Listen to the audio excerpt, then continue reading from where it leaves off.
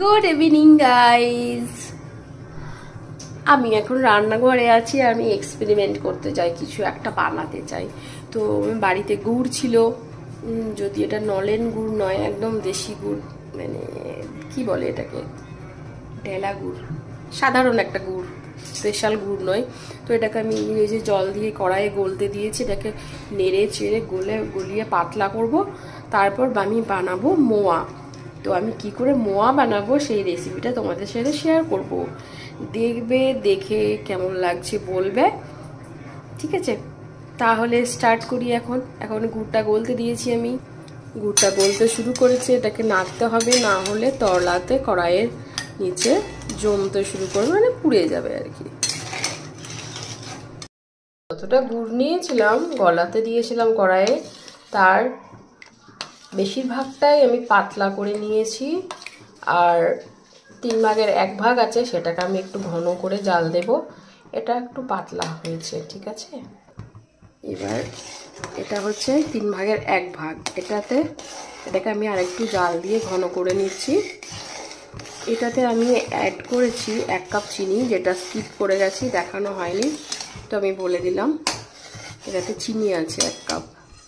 তো এটাকে একটু ঘন করব। তারপর দেখো কি করছি, এটা বেশ ফুটে উঠেছে, অনেকটা ঘন হয়ে গেছে। এভাবে নাড়তে থাকতে হবে, না হলে নিচে কড়াইয়ে লেগে যাবে, মানে পুড়ে যাবে। এই দেখো, আমি খই নিয়ে নিয়েছি, খইটাও আমার রেডি আছে। এটাকে পরিষ্কার করে বেছে নিতে হয়েছে, যাতে ধান না থাকে, ধান থাকলে গলায় লেগে যাবে। তো এরপর গুড়টা, এটা কিন্তু আমার হয়ে গেছে, হ্যাঁ দেখো একটু টাইট করেছি। এরপর এটাকে একটু ঠান্ডা করে নিয়ে আমি খইটা আস্তে আস্তে মিশিয়ে ফেলবো। তারপর আমাকে 6-7 ঘন্টা রাখতে হবে, ঠান্ডা হতে দেব।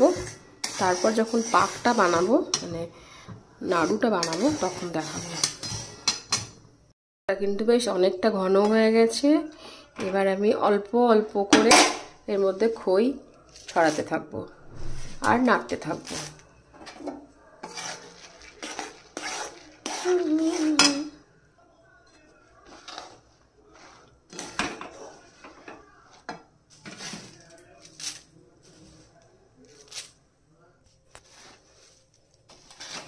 এই অল্প গুড়টা দিয়ে আমি পুরোটা মাখিয়ে নেব। তারপর যেটা পাতলা গুড় আছে সেটা আস্তে আস্তে মাখাবো। এটা পুরোটা মিশিয়ে নেওয়ার পর আমি এটাতে অ্যাড করব দুধ। তারপর 6 থেকে 7 ঘন্টা আমি এটাকে রেস্ট করতে দেব। তারপর যখন নরম হয়ে যাবে তখন আমি নাড়ুটা বানাবো, মানে মোয়া, জয়নগরের মোয়া।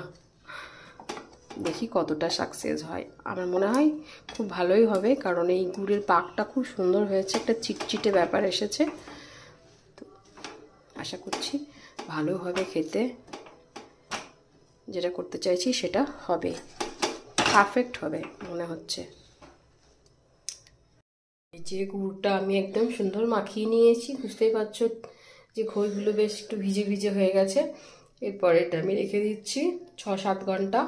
মানে এখন বাজে কটা, এখন বাজে 8টা 18, মানে মাঝরাত্রে তো আর হচ্ছে না। তো দেখা যাক, আমি একদম সকালেই করব এটা, সকালেই দেখবো কি হচ্ছে। ততক্ষণে আমি এটাকে ঢাকনা লাগিয়ে দিচ্ছি, আর কাল সকালে দেখা যাচ্ছে একটু বেশি টাইম থেকে যাবে, তো কোনো ব্যাপার না, খুব একটা অসুবিধা হবে না। এভাবে রেখে দিচ্ছি ঢাকনা দিয়ে।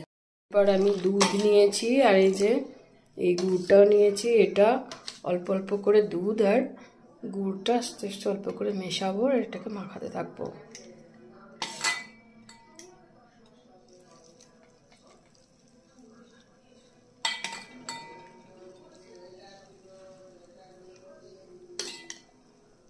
এইভাবে গুড় আর দুধ দিয়ে আমি মেশাচ্ছি।